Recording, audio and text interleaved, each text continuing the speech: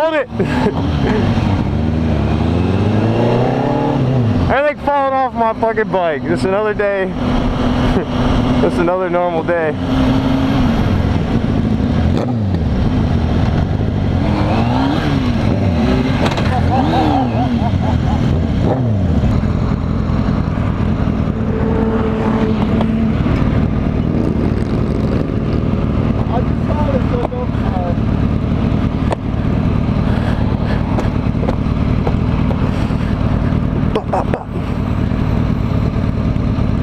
I think I'm good.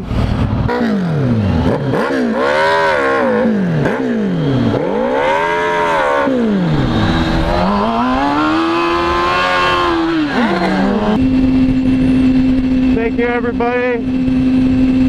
I have just now reached 10,000 subscribers. Say thank you to everybody for sharing my videos, commenting, liking, talking shit. I don't really know, but you got me to 10,000, so I appreciate it.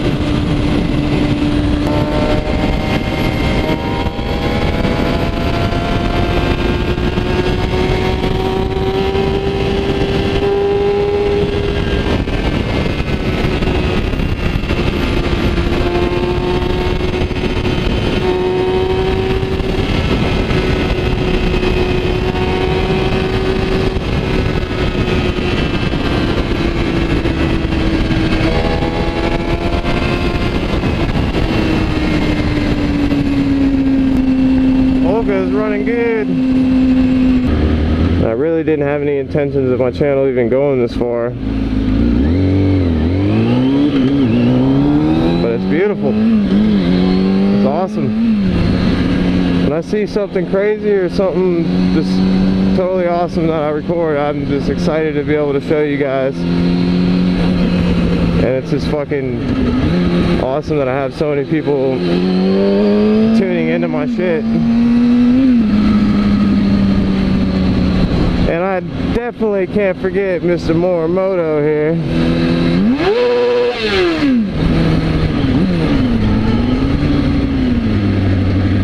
That is my go-to shop, Morimoto. Alright guys, time to talk about some serious shit. I asked and you guys answered. The fuck? That shit is loose. No good. Alright, we're gonna talk about how I got into riding motorcycles. Now, first and foremost, I have never, before I started riding motorcycles, drove anything that shifted gears, car, bike, anything. The only closest thing to motorcycles I had experience was a scooter, and by scooter I had my first real job, and I saved up 600 bucks, bought a little 50cc scooter, and then I moved up. Well, actually I moved down. I tried to trade in for another scooter, which is even shittier than the one I already had, and that shit was like, it went 20 miles an hour or some shit. But anyways, I traded that in and finally got a GMW scooter. So I had 3 scooters, and I busted my ass on them plenty of times in the rain, just being stupid. Oh well. So I finally had a little bit of money, a giant flat screen, and a desire to get a motorcycle, because one day when I was riding down the street on a main road, I was getting passed by a car and these kids threw a fucking drink at me and stuck me right in my head. And I legit just said right then and there, I'm getting a fucking bike. Fuck this. So I went, spent all my money that I had, this giant ass flat screen on a Ninja 500 in 1999. And that thing, I didn't even have an endorsement. I didn't even know how to ride a motorcycle. But I rode that thing 70 blocks home, which is a pretty fucking long ride when you don't know how to ride a motorcycle in the middle of traffic. And I stalled out at a red light 2 sequences in a row. So it turned green, stalled out till that bitch turned red, then turned to green again. I'm like, alright, I got it. Nope, stalled out twice. Anyways, so I had that for a little while. It broke down on me all the time, carbureted bullshit. And really I just had a lot of, not a lot of bad friends, but I had some friends that were all over the place. They were just into bad shit, and I wasn't trying to fall into that order. So I mean, I started riding and whatnot, and I just kind of did it all by myself. I didn't really have any group of friends to ride with, maybe like 3 people, and that's about it if we rarely rode. After a while, I just I got a second bike, and that was my 2003 Suzuki SV650. And that's when I bought my GoPro. And I wasn't like, oh, I'm gonna start a YouTube channel. I didn't even know what the hell motovlogging was. I just really bought it because I wanted to see fucking my little adventures and my rides and whatnot. And I just started putting them on YouTube. That was the easiest way I knew to share them. So after a while, I just made up the name. The name actually came from Instagram. I was just bored one day and thought of it and thought it was catchy, Dank Wheelie. So I was like, fuck it, let's keep it. So I stuck with that name.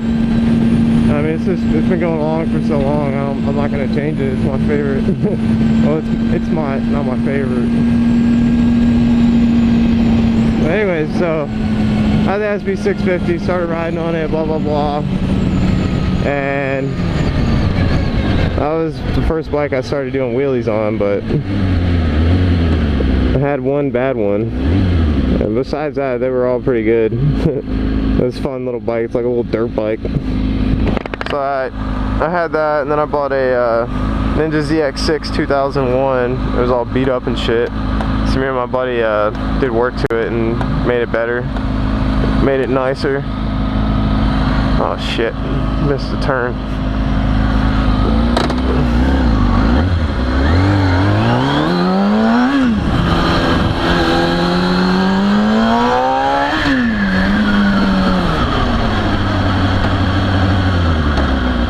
Yeah, so I had the SV, bought an extra bike, just a little project bike, fixer-upper, Ninja ZX6, and I had a friend of mine that we spent like hours up to like 6 o'clock in the morning after work working on it for a couple weekends. Finally got it all done.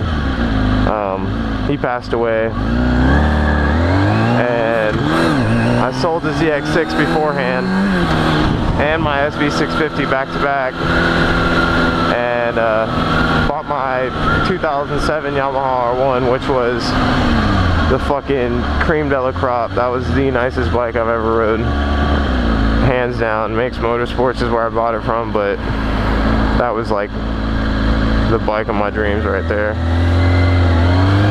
So after that happened, I mean, just like any other young 19-year-old on a fucking way too much power, you just get cocky, and that's just how it works. And some people have it in them to not, but for the most part, we're all kids at the end of the day, and it's just a matter of, you think you're all that, but you're really not when you hit the ground. So I had the R1, and through that time I reunited with my best friend from middle school. He got into riding motorcycles, and it was just awesome. I seen him at a motorcycle shop, and he called me out. He's like, whoa, what up, bro, blah blah blah. And I was like, yo. He's like, we need to ride, man. I took his number down, but it was like one of them times where you're like, I don't know if I'm gonna take his number down, or I'll take his number down, but I really don't plan on hanging out with this kid. This kid blew me up, always trying to ride and stuff, and finally we rode, and it clicked, man. We were best of friends like no other, always riding together. And if I didn't have my alarm clock set, he was my alarm clock, always waking me up, telling me we need to go fucking ride and hit some wheelies. There's so much life in that kid.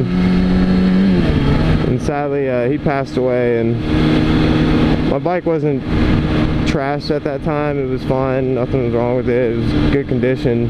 But I mean, after he passed away, I just got kind of reckless and didn't really give a shit at the time. I just felt like I was cheated in life or something, because the night before he passed away,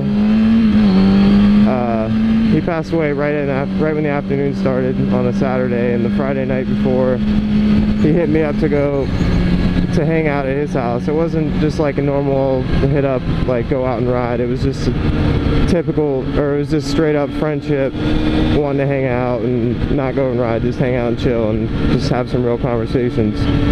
And I went to get on my bike and go right over there, and my back tire was flat and I couldn't make it, and I promised him we'd hang out the next day. But I talked to him at 1 o'clock the next day on Saturday. He said he was going to leave his girlfriend's house on the beach. 2 o'clock came by and he was killed. It's rough, but this is how it works. Thanks again, guys, for everything. I really appreciate it. Fuck being on some chill shit. We go 0 to 100, nigga, real quick. They be on that rap to pay the bill shit, and I don't feel that shit, not even a little bit. Oh Lord, know yourself, know your worth, nigga. My actions being louder.